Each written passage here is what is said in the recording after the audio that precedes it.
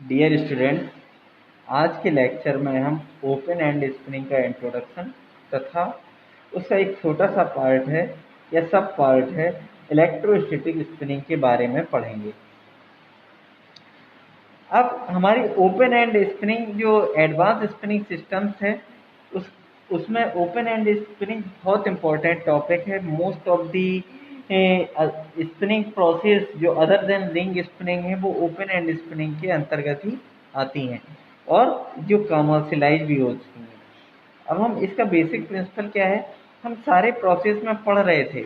हम जो ring spinning process में पढ़ रहे थे इसमें क्या है, पहले जो मटेरियल पहले फाइबरस मटेरियल पहले मोटा होता है, धीमे धीमे उसे हम ड्राफ्ट के माध्यम से धीमे धीमे उसे पतला करते जाते हैं। फॉर एग्जांपल जैसे हमने स्लाइबर बनाया, स्लाइबर को धीमे धीमे पतला करके हमने रोविंग बनाई ड्राफ्ट के माध्यम से, रोविंग को पतला करके हमने यान बनाया ड्राफ्ट दे के।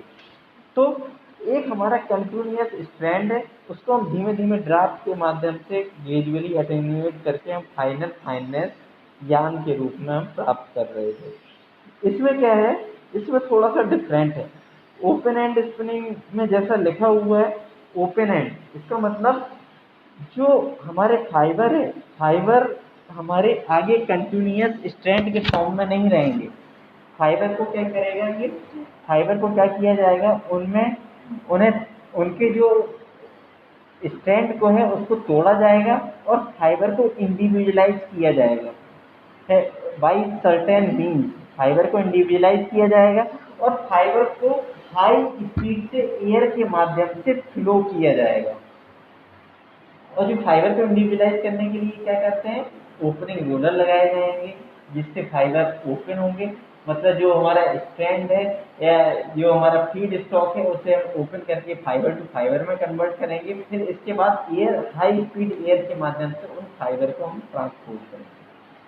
अब हमारा जो फाइबर को ब्रेक है वो हम कैसे प्राप्त करते हैं, ओपनिंग रोलर कैसे काम करता है। फॉर एग्जाम्पल अब हमारा स्टैंड है, स्टैंड को हमने बहुत हाई स्पीड दे दी, फॉर एग्जाम्पल 100 मीटर पर सेकेंड की स्पीड दे दी।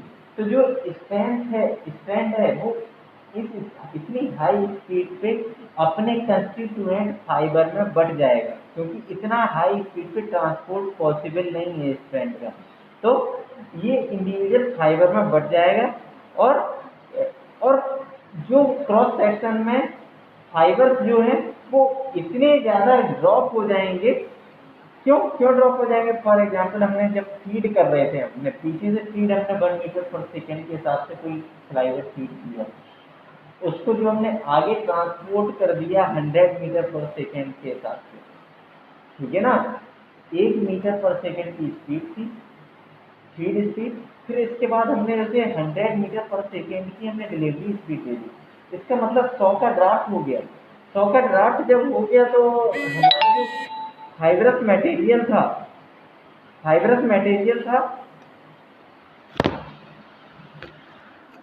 जो हमारा फाइब्रस मटेरियल था उसमें नंबर ऑफ फाइबर्स इतने ज़्यादा ड्रॉप हो गए कि वो कंटिन्यू नहीं रह पाए। तो वो क्या रहे हो जाएंगे, फाइबर फॉर्म में बढ़ जाएंगे। जब वो फाइबर फॉर्म में बढ़ जाएंगे तो वो फिर एयर के द्वारा ट्रांसपोर्ट कर दिए जाएंगे। तो ये ओपनिंग रोलर क्या करता है, बहुत हाई ड्राफ्ट देके क्रॉस सेक्शन में जो नंबर ऑफ फाइबर्स हैं उनको बहुत कम कर देता है। तो इसे हम क्या कहेंगे, ओपनिंग। फिर इसके बाद जब फाइबर इंडिविजुअलाइज होके ओपन होके एक ट्यूब के माध्यम से एयर के द्वारा ट्रांसपोर्ट कर दिए जाते हैं और वो आपस में जब फाइबर इंडिविजुअल होंगे तो आपस में कांटेक्ट में भी नहीं होंगे, तो वो सिर्फ एयर के माध्यम से ट्रांसपोर्ट होके जहाँ ले जाना होता है वहाँ हम ले जा सकते हैं। अब आगे की प्रोसेस में क्या है, जो इंडिविजुअल जो फाइबर हैं वो कहाँ टच करते हैं जाके, यहाँ पे एक ओपन एंड है जो यान का ओपन एंड है। ये क्या है, हाई स्पीड पे रोटेट हो रहा है, क्योंकि हमने यान को हमें ट्विस्ट भी करना होगा। जब हम यान बनाएंगे तो ट्विस्ट भी करना होता है, यान हमारा ट्विस्ट भी होगा तभी तो उसमें स्ट्रेंथ आएगी। तो जब ये यान हाई स्पीड पे घूम रहा होता है और ये जो ट्यूब है इसके अंदर ओपन अपने फाइबर हैं, एयर के माध्यम से ये ट्रांसपोर्ट हो रहे हैं बहुत हाई स्पीड एयर के माध्यम से। और ये जो ओपन एंड है वो कैसा काम करेगा, ब्रश के तरीके से काम करेगा। जब ये घूम रहा होगा और ब्रश के तरीके से काम करेगा तो जो फाइबर ट्रांसपोर्ट होके आएंगे वो इस एंड में जाके यहाँ पे जाके आपस में जुड़ जाएंगे। जो ब्रश है वो अपने अंदर इन फाइबर को एक्युमुलेट कर लेगा। तो ये क्या है, फिर इसके बाद ये यहाँ से यान आगे की तरफ ड्रॉ भी हो रहा होगा। तो यान जब ड्रॉ होगा तो ये जो फाइबरस स्ट्रैंड है, जो ब्रश ने कलेक्ट किया हुआ है, जो फाइबर ट्रांसपोर्ट होके आ रहे थे, और उसमें ट्विस्ट भी पड़ेगा और आगे ड्रॉ भी होगा। और आगे ड्रॉ का मतलब आगे खींच लिया जाएगा, फिर आगे जाके ये बाइंड हो जाएगा। तो इस तरीके से यान बनता जाता है और बाइंड होता जाता है, ट्विस्ट भी पड़ता जाता है। अब अब जो जो अपने जो मेथड्स हैं, सबसे पहले तो फाइबर ओपनिंग तो सेम ही रहेगी, फाइबर ओपनिंग सेम रहेगी, एक आध दो में डिफरेंट भी रहेगी। लेकिन जो फाइबर के कलेक्शन मेथड है, जो फाइबर कलेक्ट करना है और ब्रश टाइप ऑफ स्ट्रक्चर में फाइबर को इंसर्ट करना है, तो इसके डिफरेंट मेथड है। तो वो डिफरेंट मेथड इसी हिसाब से डिस्टिंग्विश किए गए हैं कि कैसे उन्हें कलेक्ट करके हमें यान में कन्वर्ट करना है। ओपनिंग तो सेम होगी लगभग लगभग सभी में, लेकिन यान जो फाइबर्स को कलेक्ट करके यान के रूप में कन्वर्ट करने की जो प्रोसेस है वो डिफरेंट प्रोसेस है। अब ओपन एंड के जो डिस्ट्रीब्यूशन वो डिफ्रेंशिएशन है जो प्रोसेसेस में, सबसे पहले रोटर स्पिनिंग आता है, फिर इलेक्ट्रोस्टैटिक स्पिनिंग आता है, एयर वोर्टेक्स स्पिनिंग आता है, फ्रिक्शन स्पिनिंग आता है, डिस्क स्पिनिंग आता है। हम एक एक करके सारी चीज़ें समझेंगे। सबसे पहले इसमें रोटर स्प्रिंग की हम पूरा एक बड़ा प्रेजेंटेशन बनाएंगे। उसका जो अगला पार्ट है इलेक्ट्रोस्टैटिक स्प्रिंग, इसको हम पहले समझने की कोशिश करते हैं आज के लेक्चर में। ये जो इलेक्ट्रो स्पिनिंग प्रोसेस है ये बेटेले इंस्टीट्यूट ने सबसे पहले प्रपोज की, और जो इलेक्ट्रो स्पिन कारपोरेशन है उन्होंने एक एक्सपेरिमेंटल मशीन बनाई और इसे इटमा में इसी प्रिंसिपल के आधार पर इन्होंने जो मशीन बनाई और इसे इटमा में 1971 में पेरिस में प्रेजेंट किया। अब इस प्रिंसिपल के अकॉर्डिंग उन्होंने मशीन में क्या लिया, एक रोविंग को फीड किया, और रोविंग इसमें क्या ले गए, वो डबल एप्रन ड्राफ्टिंग सिस्टम में, डबल एप्रन ड्राफ्टिंग सिस्टम में उन्होंने रोविंग को फीड कर दिया। और इसमें जो ड्राफ्ट दिया वो उन्होंने 80 का ड्राफ्ट दिया। मैंने क्या बताया था, रिंग फ्रेम में कन्वेंशनल रिंग स्पिनिंग में मैक्सिमम ड्राफ्ट 45 तक जा सकता है। 45 और 45 के ऊपर ड्राफ्ट जब जाता है तो number of fibres in cross section बहुत कम हो जाते हैं। ठीक है, नंबर ऑफ फाइबर जब क्रॉस सेक्शन में बहुत कम हो जाएंगे तो हमने पीछे क्या अभी हमने समझा था, ओपन एंड स्पिनिंग का प्रोसेस क्या है।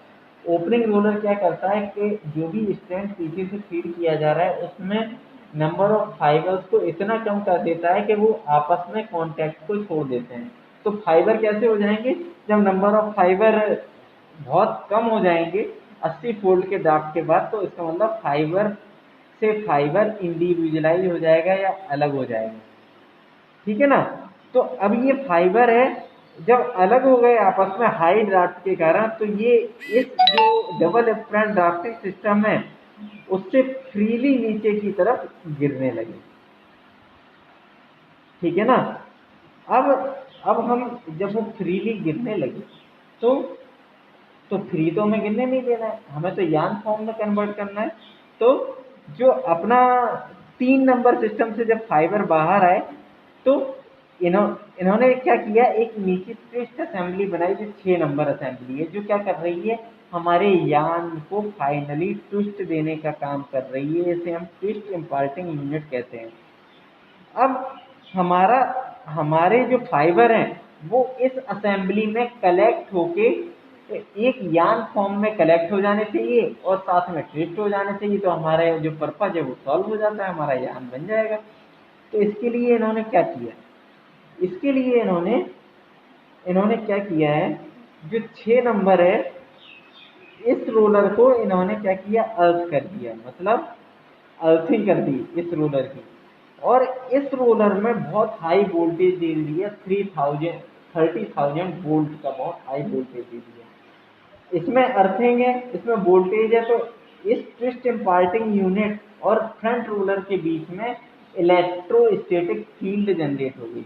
मतलब इलेक्ट्रोस्टैटिक फील्ड जब जनरेट हो गई तो जो भी फाइबर्स यहाँ से निकलेंगे फ्रंट रोलर से, वो इस फील्ड के कारण फाइबर्स में चार्ज चार्ज हो जाएंगे। फाइबर्स में क्या होगा, डाइपोल हो जाएगा, डाइपोल फाइबर का डाइपोल बन जाएगा, क्योंकि यहाँ इलेक्ट्रिक फील्ड है।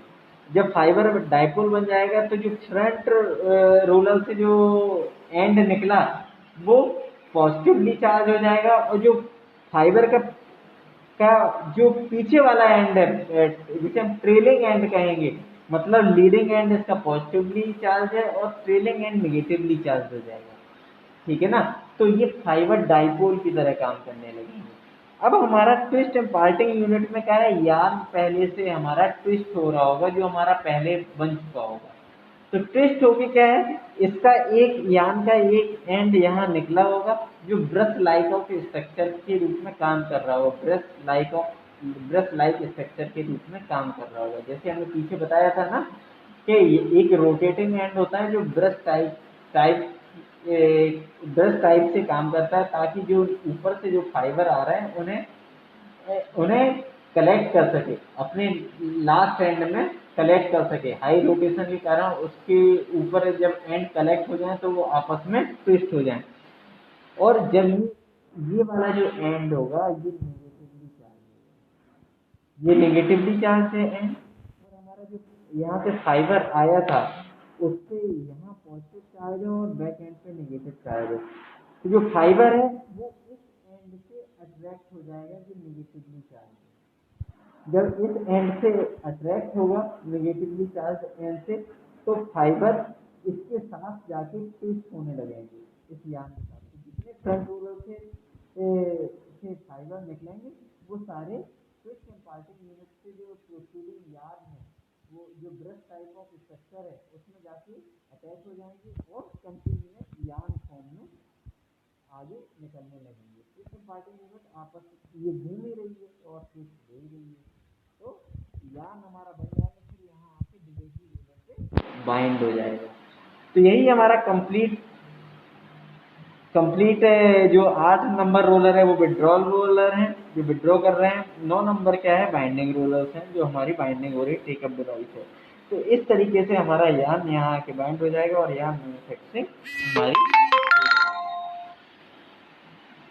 अब लिमिटेशन क्या है, सबसे मुश्किल काम है कि चार्जिंग ऑफ फाइबर्स। अब जो चार्जिंग है वो इलेक्ट्रोस्टैटिक फील्ड जो हमारी जनरेट हो रही है इस पर डिपेंड करेगी।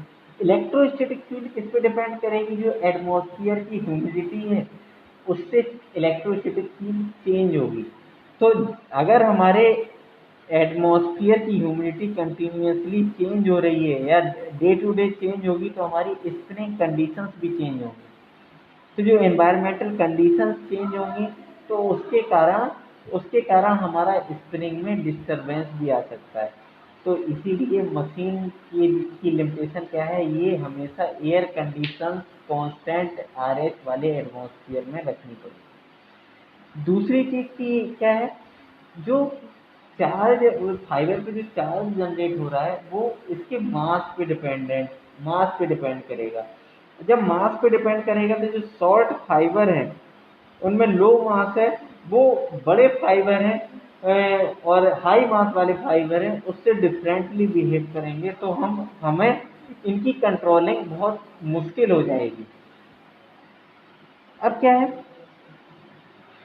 अब फाइबर अपने डाइपोल के रूप में निकल रहे हैं, फाइबर हमारे फ्रंट रोलर से डाइपोल के फॉर्म में निकल रहे हैं। तो जो फाइबर्स हैं, अगर हम नंबर ऑफ फाइबर्स हमारे निकलने वाले फाइबर्स बहुत ज़्यादा हैं, तो जो डाइपोल्स हैं वो बहुत ज़्यादा उस जोन में, जो स्पिनिंग जोन है, जो ट्विस्टिंग जोन है, उसमें फाइबर्स अगर हम बहुत ज़्यादा अगर हमारे फाइबर्स होंगे तो फाइबर से जब ये चार्ज फाइबर हैं तो एक दूसरे को डिस्टर्ब करने के भी चांसेस हैं। फॉर एग्जांपल अगर हमारा कोई नेगेटिव चार्ज फाइबर आगे की तरफ जा रहा है बैक एंड, और वो पॉजिटिव, अगर वो नेगेटिव चार्ज वाले फाइबर बगल वाला भी नेगेटिव चार्ज फाइबर वाला एंड है तो वो रिपेल करेगा, तो यान फॉर्मेशन में दिक्कत आएगी। तो जितने नंबर ऑफ फाइबर्स हैं ज़्यादा होंगे उतना ही स्पिनिंग जोन में या ट्विस्टिंग जोन में डिस्टरबेंस के चांसेस ज़्यादा होंगे।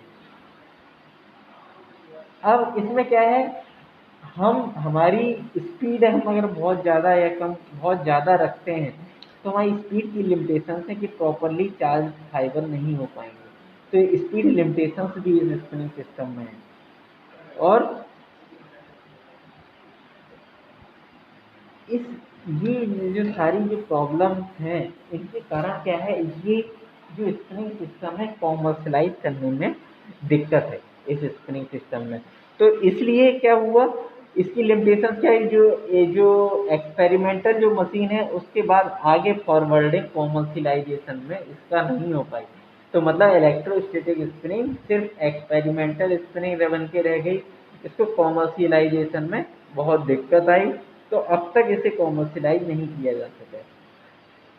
जो एक्सपेरिमेंटल मशीन थी 1971 में प्रेजेंट की गई थी, उसमें स्पिनिंग पोजीशन 20 थी, डिलीवरी स्पीड 40 मीटर पर मिनट थी, रॉ मटेरियल कॉटन हम उन्होंने यूज किया था, काउंट रेंज जो बना पा रही थी ये 20 से लेके 40 काउंट तक बना सकती थी। फीड स्टॉक जो हम यूज कर रहे थे वो हम रोविंग कर रहे थे। इसमें जो यान हमारा बन रहा था वो रिंग स्पन लाइक करेक्टरिस्टिक थे, बहुत यान की क्वालिटी अच्छी थी।